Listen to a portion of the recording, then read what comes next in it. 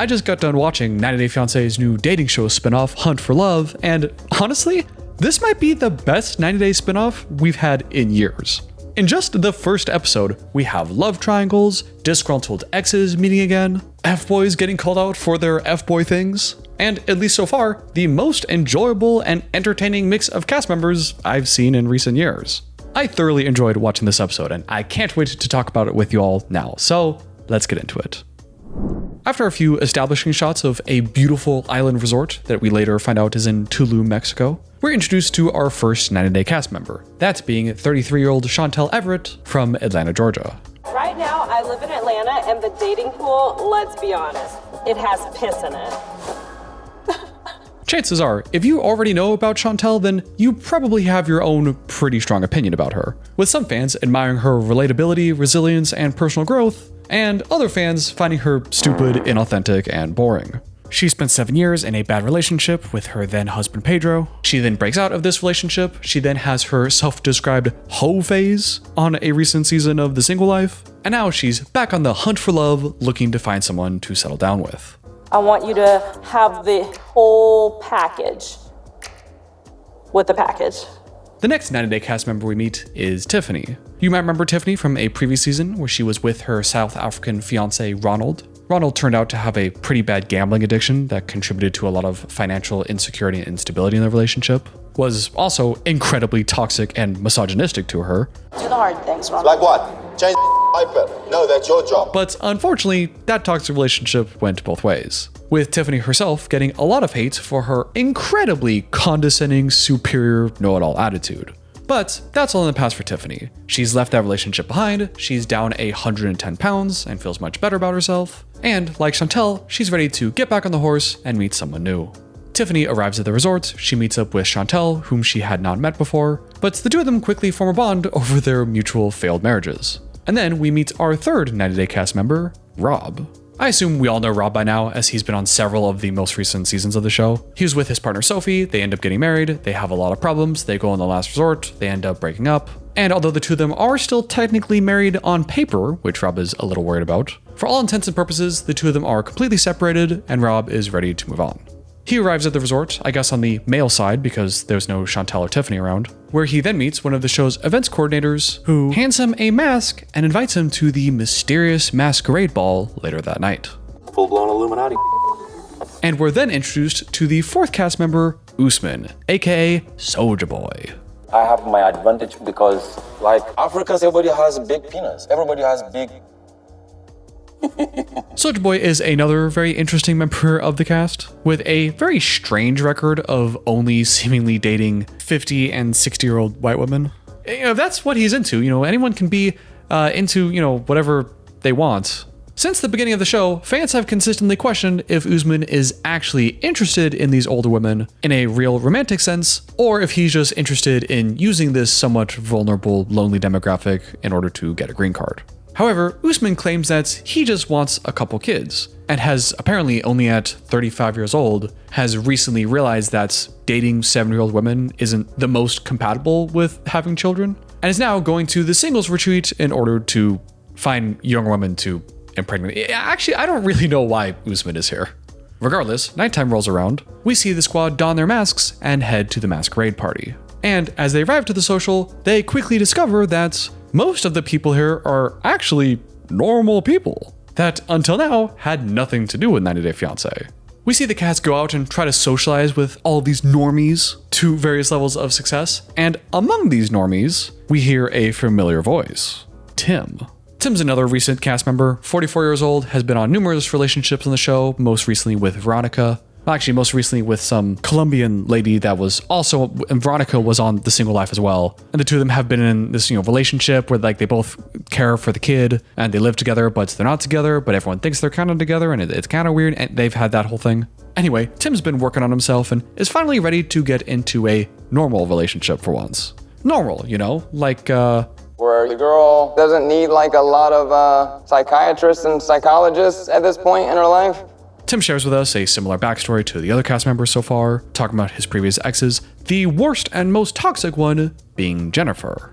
This is another couple that was a bit before my time. Don't really know much about what happened here, other than it looks like Tim was in his douchebag phase, judging by the outfit here. But apparently they broke up because Tim felt like he was constantly showering her with money and gifts, and thought that Jeniffer was kind of a gold digger. While Jeniffer claims that she's a strong, independent woman who has never looked for gifts from a man, and she believes they broke up because Tim seemed to have a problem with physical intimacy, and the two of them never had sex. That was the gist I got from the show, at least.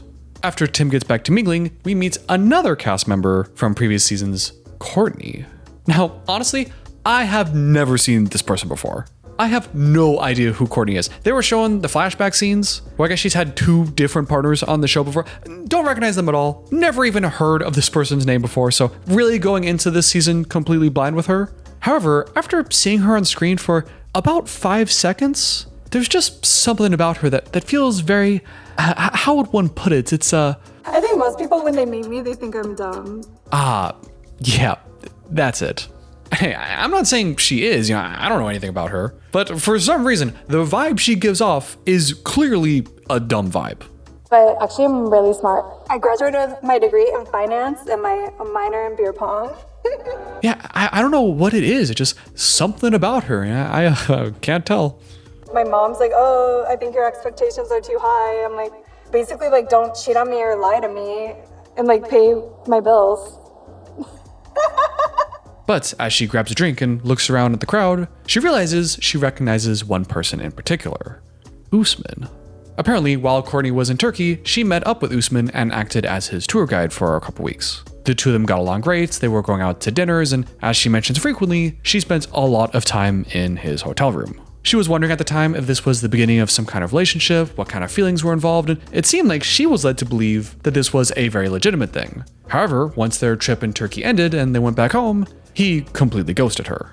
This hurt her feelings and left her feeling very confused as to what their situation really is. And as Cortney contemplates her future with Usman, we're introduced to the final female 90-Day cast member this season. That being Jeniffer, Tim's alleged gold-digging ex. I believe that you should do what you want and how you want it and when you want it, as long as it's consensual. Do it. Jeniffer introduces herself as a very independent woman, someone who believes in being very direct and taking what you want, and is looking for a man that can keep up with her without putting her in a cage. She tells us briefly about her relationship with Tim. That was her nickname. I just never. I don't know why you care. I mean, we're having like. As well as her brief relationship with Jesse on the show, if you remember that arrogant piece of shit. We're just judging 2 good-looking people living their best life. Which, fun fact, Jeniffer and Jesse actually hold a bit of a soft place in my heart, because the very first video I ever made on this channel was me reacting to a scene with the two of them, so bit of a throwback there. And that's the whole 90-Day cast this season. Well, actually, there is one more. He's in the corner. If you look past all the people socializing, there's that guy sitting by himself looking real sad and drinking alone. Yeah, that's Colt, the 39-year-old toxic mama's boy from Las Vegas. Now, if you don't know, Colt is one of the most controversial and hated characters in the entire 90-Day franchise. It's been a long time, and again, I didn't see all the seasons with Colt in them, but from what I did watch, I remember him handling conflict very poorly, being very arrogant and self-centered and always blaming the other person for every problem in the relationship. He apparently admitted to cheating on his then wife, Larissa. He had a very uncomfortable relationship with his also super toxic mother, Debbie. We've seen her on previous seasons of The Single Life, and I really don't like her. And honestly, I think this person says it best. He's the personification of every manipulative, unempathetic man that victimizes himself when they're the perpetrator of emotional abuse. I despise him with every fiber of my being. Of course, like most of the other cast, a lot of these backstories come from 5 or 6 years ago, so of course they may have improved and may not be as bad anymore. However, Colt sticks out like a total sore thumb here. He's very awkward, very uncomfortable with everything. There also is kind of a pattern on this dating show that everyone seems pretty attractive, at least as a baseline, and Colt doesn't really see himself lining up in that way. Chances of me embarrassing myself, pretty much guaranteed. And now that we've met the whole cast, the shows of the host, for lack of a better word, these dating coaches gather the troops, introduce themselves, and ask everyone to take their masks off. People do that, they look around, there are some awkward giggles, until Tim spots Jeniffer from across the crowd. You gotta be kidding me, man. Oh my God. That is pretty funny that Tim has to be stuck here with the last person he'd ever want to be with. This is gonna be fun. Blast. Some of the other cast members also recognize some 90 Day alumni. They're kind of waving at each other and saying what's up. And it's here where I have to mention the other people on the show. People that, until this point, have absolutely nothing to do with 90 Day and are seeing these people interact and recognize each other and going, wait, what's going on here? I started to see this group of guys and girls who knew each other, and I'm trying to figure out what's going on. If you know anything about the behind the scenes of a lot of these Love Island type dating shows, everyone on screen has been picked specifically because they are expected to have good chemistry with various cast members. If I had to guess, perhaps these other people were scouted to be on some kind of dating show, but unless they're all really good actors, which they could be, it seems like they have no real prior knowledge to the whole 90 Day sphere, and are pretty confused as to what the hell's going on. And now that we've been introduced to everyone, the cast gets to socializing. First up, we have Cortney, who approaches Usman to figure out where the two of them are at after Usman ghosted her in Turkey. But it seems like Usman may not have remembered who she is. She's like, oh, hey, Usman, good to see you again. You know, we met before. And Usman's like, I don't know if we have. Maybe in a dream or like imagine, I don't know who you are. Usman claims in a one-on-one that he was just playing a joke on Cortney. I don't really know what the joke is, but unfortunately, it seemed to have gone over Cortney's head, and now she's feeling extra bad. I've spent a week with you, showing you the city every day, sleeping in your hotel room, and you don't know me. Okay. Everyone say hello to the gray shirts now. I just got back from dinner and got a bunch of stains on my red shirt, so little wardrobe change mid-video. Going back to Tim, he is stressed.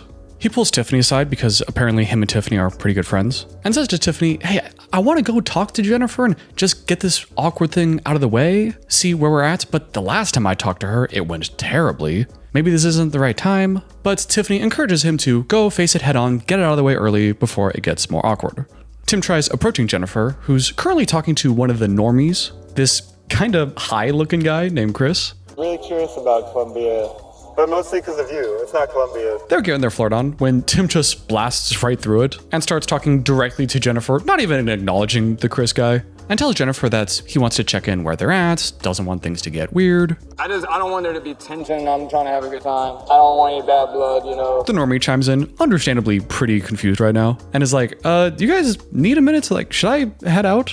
But Jeniffer says, no, it's okay, you can stay. You see, we used to date a couple years ago, but it didn't work. You see, what happened is that Tim over here has a big fucking mouth. So he said a lot of things about me, and then I had the opportunity to confront him, and he didn't like what I said. So Tim tried to confront Jeniffer and clear any potential bad blood, but Jeniffer seemed to take this opportunity to throw him under the bus. But instead of meeting fire with fire, Tim ends the conversation by saying, I know the two of you were talking, so, I won't take up any more of your time. Okay. We'll stay out each other's way, that'd be good. Okay. All right, cool. Of course, reuniting with an ex after you had a bad breakup is always pretty messy, pretty uncomfortable situation, but I think Tim actually did a really good job here. Tried to be the bigger person, tried to just get ahead or squash any beef, before making it more awkward. And I thought he did a pretty good job here. But seeing Jeniffer not take him up on that offer and take the first opportunity she has to throw him under the bus, I mean, that's pretty funny. And that won't be the first time we see her do it this episode. Tim then goes and sits down with Chantel and Cortney to vent about his gold-digging ex. And after a few minutes, Usman joins the party. Usman quickly apologizes to Cortney for his practical joke he pulled earlier and tells us in a one-on-one that he actually really enjoyed their time together in Turkey. He thinks she's really nice, she's a beautiful lady, but then importantly says this. She's not here for me and I'm not here for her. We're just trying to see what's going to happen. Keep that in mind. That's what he just told us in the one-on-one. Meanwhile, back to the show where Usman is apologizing to Cortney and saying, of course I know you and I would never forget knowing you. Cortney then playfully asks him if he's interested in anybody or anyone catch your eye. And Usman goes, well, everyone is so attractive. Well, who are you interested in? And she goes, well, I don't know. Maybe you tell me first. Who are you into? And then Usman says this. Tell me. I like you first already. Then I like you. Oh my God. What is this guy doing? He just told us in a one-on-one that he's not here for her, already left her in Turkey once, and now at this social event, he's now laying on the charm, telling her that he's into her. Like, what are you doing? You're playing with this girl. But while Cortney may be smitten with Usman right now, Chantel was listening in, and she's taking notes. We catch up with Tiffany, who's actually been really hitting it off with one of the normies, this oddly shoe-faced fellow named Rocky, who actually makes the first move and officially declares that he's interested in dating Tiffany. And the two of them go off to a corner and hang out by themselves. And speaking of quality time together, we catch up with Rob, who's been entirely involved with another one of the normies, this one being a 31-year-old model from Florida named Elise. Elise tells us that she's known as the wild, fun party girl in Miami, which I'm no expert, but I think that describes everyone in Miami. And she tells us that she always gets what she wants. And right now, she wants Rob. He's kind of toxic, manipulative, swaggy. The height is a little bit of an issue. Oh man, I'm gonna love watching this person on the show. I'm a party girl, I get what I want, and I like Rob because he feels kinda toxic and manipulative. At least she has more self-awareness than some other people on the show. So the two of them are talking by the side of the party, when suddenly Elise tells Rob to kiss her. Rob's pretty caught off guard with the total suddenness of this question, and ends up telling Elise that he'd like to pump the brakes and not kiss right now. You want me to kiss you? Oh, girl, I am going to have to give it a minute. He tries to gently say that this is a little too fast. He doesn't want to get involved on the first night, we're still getting to know each other. But Elise isn't happy about that and tells Rob that she's not happy with him rejecting her like that. Rob tries clarifying that, no, I don't mean to reject you, just not right now. And Elise responds by saying, what, you want me to go find another guy then? Check it out and go find another guy. Damn, this girl is not holding back. If I had to guess, Elise may be the kind of person that isn't really used to hearing no and is maybe taking it a little too personally, because to get kind of mad at it and to threaten to go see another guy if she doesn't get her way. I mean, if the genders were reversed and Rob were to ask her for a kiss and she say, no, I want to take my time a little too soon. If it was Rob that then went, oh, I don't like that you're rejecting me. What, you still want to be with me? Well, I can just go find another girl to be with. Like that would feel kind of scummy. And honestly, it looks like Rob is a little uncomfortable here. But undeterred, Elise tries making a pass again. Every single time someone sees me in a bikini and they see my ass, they're like, holy, you have a huge ass. I have a big butt for a white girl. Honestly, I'm just glad Elise is on the show. Rob then plays along and asks Elise to show him her ass. Elise says no, if you want to see my amazing ass, then you have to kiss me first. Which then kind of makes me think that perhaps she really was offended and feels pretty insecure after being rejected. And maybe that's why she's suddenly bringing up this amazing ass set that she has to feel better about herself. Or this is just another tactic to entice Rob to get the kiss that she wants. Regardless, her plan works. She gets the kiss she was after. And in return, as promised, she stands up and shows Rob her ass. They're good. It's big butt, right? It is giving a little bit of insecure and desperation kind of energy, but she was pretty entertaining, so we'll see what goes from them. We quickly see Jeniffer talking to another one of the normies named Cole. Not much to say about it, but I bring it up because does he look as high on shrooms to you as he looked to me? I mean, what's this guy? Like the way he's staring at her, like he's completely obliterated into outer space, just like, what do you, hello, Earth to Cole. Anyway, back to the couch. You remember when Chantel was taking notes about Usman earlier? Well, here we are at the first fight of the season. Usman asks Chantel if she was surprised to see anyone here. Chantel says, yeah, I was pretty surprised to see Colt. Usman then asks, but were you surprised to see me here? And Chantel responds by laughing and saying she was surprised to see Tim. Yeah, I was surprised to see Tim. Oh, didn't really answer his question, so he asks again, but were you surprised to see me? And Chantel shrugs and says, I don't really know you. And this is where things start going downhill. Usman goes, no, for real, be honest, you know me. Chantel goes, no, I don't really know you. Who are you? Who are you? And Usman gets more upset. Come on, you know me. You know Kimbali, you know Jamal. It kind of seemed to me that maybe they were just having a miscommunication. Maybe Chantel was trying to say, yeah, I know of you, I've just never met you in person. But it doesn't seem like that's actually the case. Because as Usman is rattling off all the people she might have heard of, trying to explain who he is, she just stares at him dumbfounded and really confused. And then, only after he brings up Jamal, does she say this. Oh my God. Okay, so I might have seen some things on social media. For her to say, I don't know you, and then to be like, oh yeah, okay, that's fake. If she already knew of Usman and just haven't met him in person yet, she wouldn't then be going, oh, like she's having a sudden eureka moment. This is just a flat out lie from Chantel. Usman kind of starts rambling after that, saying, yeah, of course, I don't know you in person, but I know of you, and I kind of thought that we both knew of each other, but just not like in person, until this guy stands up and is like, I don't know what's going on here, but I think I'm gonna leave now. I can sense some tension between some of the singles there, and I really don't know what's going on. Now, you'd think the altercation would just end here. They've already clarified everything, even though Chantel was lying about it. But it gets worse. At this point, everyone else on the couch has gotten involved, and Usman explains, I don't know, maybe Chantel, maybe she doesn't like me, maybe she's got some problem with me. And Chantel says, well, you came up and was real aggressive saying I should know who you are, but I don't know who you are. Like, I don't know who you are. Chantel then backtracks and says that she doesn't know anybody until she's met them in person, and because we haven't met, therefore I don't know you. But as I pointed out earlier, that's not really how she came off. No, we don't need to talk. No, I don't want to talk. I know you don't want to Honestly, talk, I but don't. you can listen. Now, if you're a little confused right now and it sounds like this is a really stupid, petty argument over nothing, that's because it is.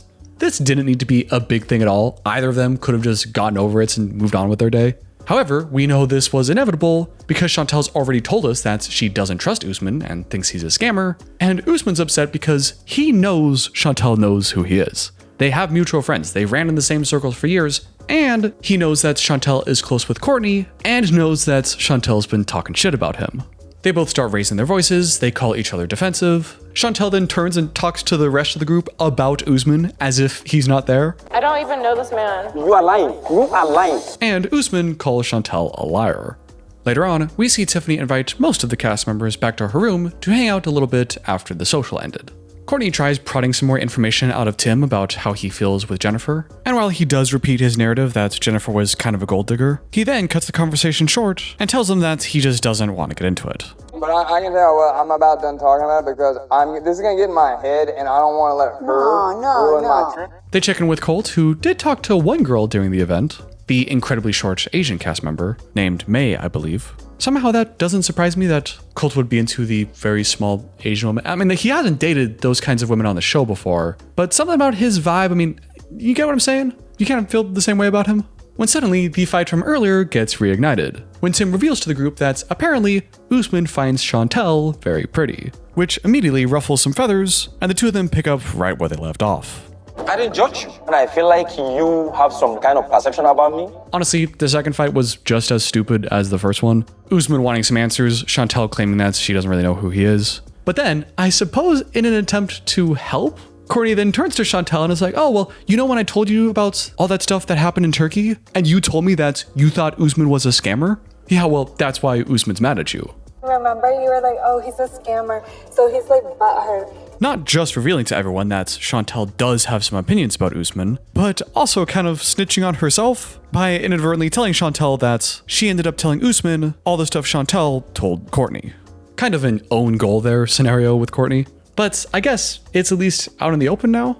Chantel admits that she did call Usman a scammer, but I don't fully understand Chantel's response. Because she tells us in a one-on-one that she has every right to believe that Usman is a scammer. He did target him wanting a green card. That she thinks it's really fishy that Usman is flirting with Cortney, while also telling Tim that he thinks Chantel is pretty, and that ultimately... And I'm going to protect my friend. But her answer to Usman here is that she's just read a lot of stuff about him online, and that's what led her to believe that he's a scammer. It's all over the blogs. And obviously, Usman thinks that's a pretty stupid answer. He says, no, I'm not a scammer. And it's extra insulting for me to hear that because when people think of Africa, they think of all the Nigerian scammers and they associate Africa with a group of scammers. So I feel pretty offended that you would assume that of me. And he tells Chantel that maybe don't go online and believe everything you read about me. Instead, get to know me as a person and come up with your own conclusions. Of course, I don't know if he's a scammer. I don't really have opinions about that kind of thing on the show. But I gotta say, I feel like Chantel should know better than most, being a controversial character herself online, that people will go online and say any kind of bullshit, regardless of if it's true. If Chantel was skeptical of Usman because of the actual things he's done, whether it's with his previous partners or with Cortney, that's totally fair. At the end of the day, Usman has a track record, and it's old white ladies that give him PlayStations. But if she's skeptical of him because of stuff she's read on the internet, I don't know, that's just not a very strong argument to me. And then Tiffany steps in, sensing this conversation is going nowhere, and tells everyone that maybe we should all go get some rest, start this another day, and get the hell out of my house. And after that, day one at the resort ends. The next day, the singles are given a choice between two different activities. The first one being a flirting 101 class, and the second one being speed dating with a twist. We get a scene where Jeniffer is asked to choose between the two classes, But before she decides, she asks the coordinator which one Tim signed up for so that she can actively avoid it, and then proceeds to talk mad shit about him. I think Tim will never have the chance with anybody here. He sucks. I think he sucks. Yeah, I think you made that pretty clear. Again, I don't know the details of exactly how they broke up or what could be going on behind the scenes that she feels justifies this kind of attitude, but if her intention in talking all this shit was to make Tim look like the bad one, I kind of think it's having the opposite effect. Maybe taking these kind of jabs 6 months after they break up makes a little more sense, but if you've been broken up 7 years and you're still being this petty, talk about how much Tim sucks, I think he really sucks, like a 9-year-old, call me old-fashioned, but I don't think that's a very good look. Later that morning, Usman does tell Jeniffer that apparently Tim was talking some shit about her last night. How much supportive he was, like buying you everything, being supportive to your family. Which Jen completely disagrees with. She says that, yeah, Tim gave her a few gifts, but she's never sought out his money, that was never the arrangements, and she resents that he's been calling her a gold digger. And she tells us in a one-on-one that's because Tim feels so entitled to talk all this shit about her, it's motivating her to stoop down to his level and beat him at his own game. And that's when she starts spilling the tea to Usman and Rob about Tim's deepest, darkest secrets. She tells Usman and Rob that she and Tim never had sex, and speculates that the reason they didn't is because Tim, I think he's just sexually freak. Now, just so you know, I'm going to cover what she talks about here in the story because it's relevant to the overall plots, but just so you know, it makes me pretty uncomfortable to talk about, and I'll explain why after. So apparently, once upon a time, Jeniffer and Tim went together to a male strip club. And at this male strip club, Tim paid one of the dancers to give Jeniffer a lap dance. As he was watching, I was like, what are you into? Wait, you went to a men's strip club? Yeah. She goes on to explain in a very sensual way how, oh my god, he was so excited to see me with a guy. Like, that's kind of how she's talking about it. And then says, he told me that with one of his ex-girlfriends. He'd love to go to swingers.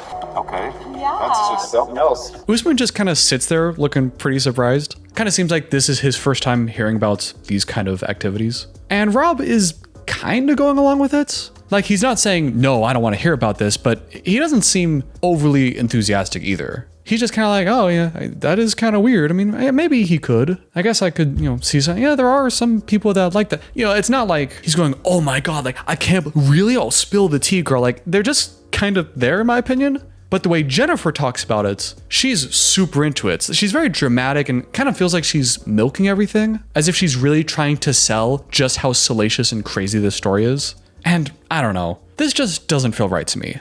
We're listening to a disgruntled ex-partner purposefully reveal intimate details about her ex-partner's sexuality, which is inherently none of our fucking business, without his knowledge or consent explicitly to make him look bad. That feels like it crosses a line and is just an inappropriate thing to do. And besides all that, honestly, who cares? Like, really, even if everything she said here was true, so? You got people out here cheating and lying and ruining marriages and getting pregnant in a coerced open marriage. There's some pretty bad stuff out there. And her attempt to sully his name and bring him down into the shit, apparently, is to say he's got some unusual sexual kinks. I don't know. Are you guys with me? Like, who gives a shit? And the fact that she thinks that this would out him as a freak and this weirdo also is inherently kink shaming. So, next time she wants to talk with her ex Jesse about all the weird kinky stuff they get into the bedroom, well, just so you know, Jeniffer, if you're calling him a freak, then you're a freak too. But that's my opinion. Let's hear what Robin Usman's opinion is. She's hot. She is hot. She's hot. Later on, the cast funnels into 2 different buses to go to their activity for the day. One bus for the ladies, one bus for the men. And coincidentally, both buses end up talking about Rob and Elise. Elise tells the girls that she's a pretty big fan of Rob right now. She thinks they have a good vibe, it's really easy to talk to him. Apparently Rob was texting her all night, making sure she was okay. I'm guessing implying that she was absolutely pissed drunk last night. She tells us that she thinks Rob would be a great lay. I think we have a lot of sexual tension. He would be a great lay. And she tells the girls that she would like to get to know Rob better because she's sick of all the bullshit.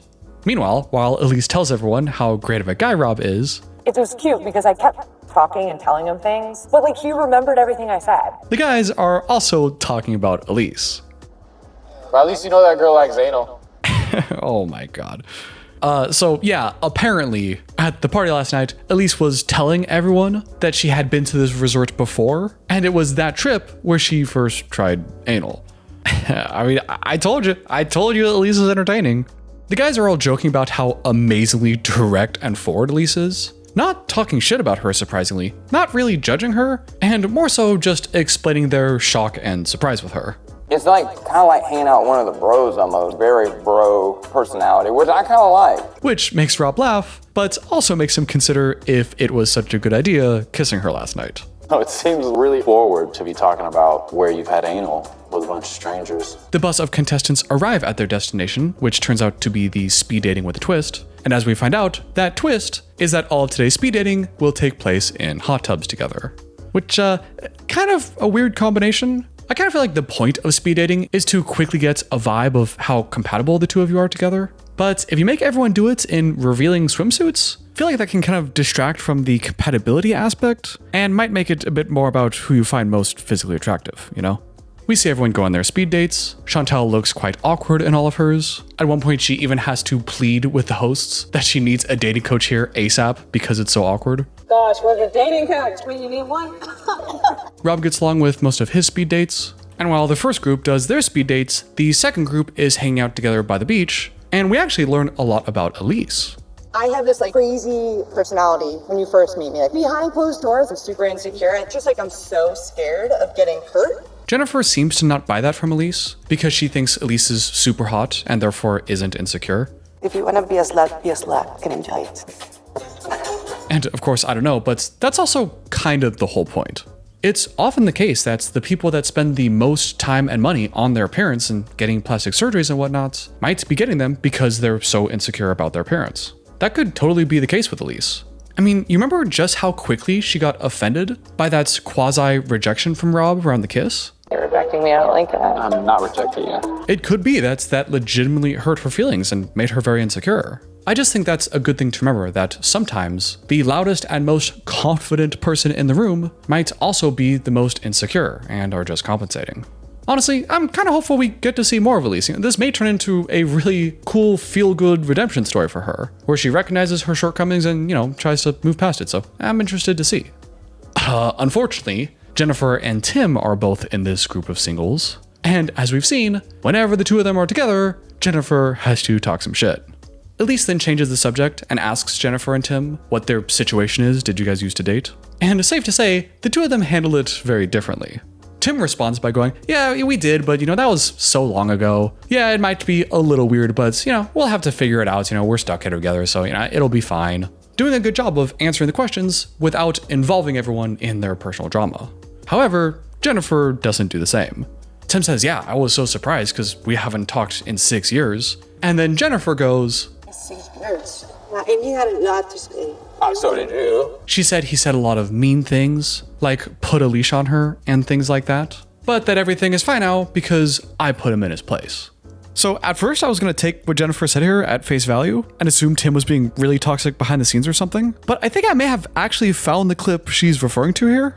I think your eyebrows are that authentic at all. Oh my God, like someone put a mouse over her mouth, please. Of course he could have said something else behind the scenes that isn't this. And if that's the case, then fair enough. But if this is what she was referring to, and when she's been complaining this whole episode about how Tim badmouths her all the time, she's actually been referring to this kind of generic tell-all back and forth nonsense, then her trying to portray Tim as this some kind of terrible guy who said all these mean things to her is completely bogus.